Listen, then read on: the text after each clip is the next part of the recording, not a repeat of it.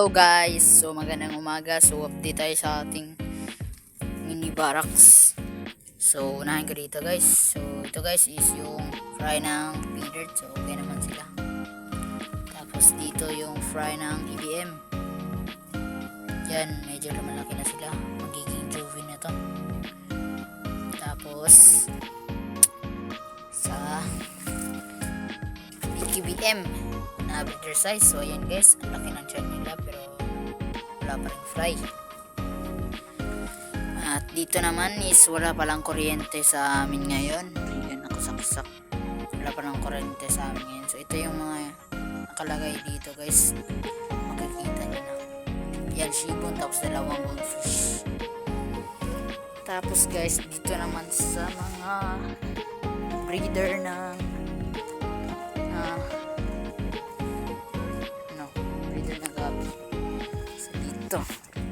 dito tayo magsimula sa first tab.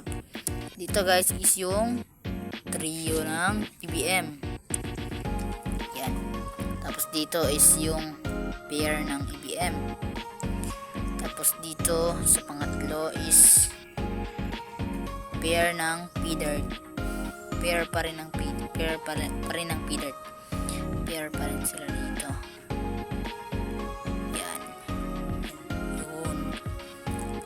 Naman is full gold, tatlong female tsaka isang male.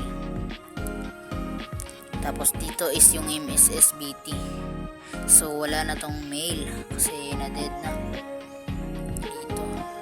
Tapos merong dalawang malalaking fry na natira dito. Tapos dito yung feedered pa rin na guppy, feedered pa rin pair. Dito is ito yung bago kong strain. Strain ng AFR, albino full red. Ayan, trio. Tapos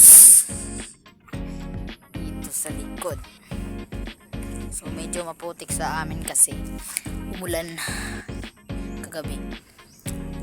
Ito yung fry ng EBM third batch.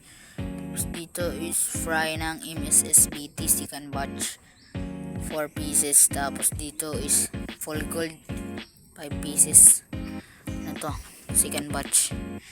Tapos dito sa EBM na to is mga 5 pieces 8 pieces Tapos meron akong biniling bagong isda, dirt pa rin. So ayan, naklimit ko muna sila, isang pair pa rin. Yan, isang pair. Yan. Tapos dito ko ilalagay sa planggana. So ito pala yung bago kong lalagyanan. So dito ko sila pararamihin. Tapos ko na itong ma-acclimate. So pwede ko na itong pakawalan. Yan, so bali tatlong pair ng feeder na inalagaan ko. Yan, dalawa. So susunod is maglalagay pa ako dito ng planggana kung meron pa akong planggana.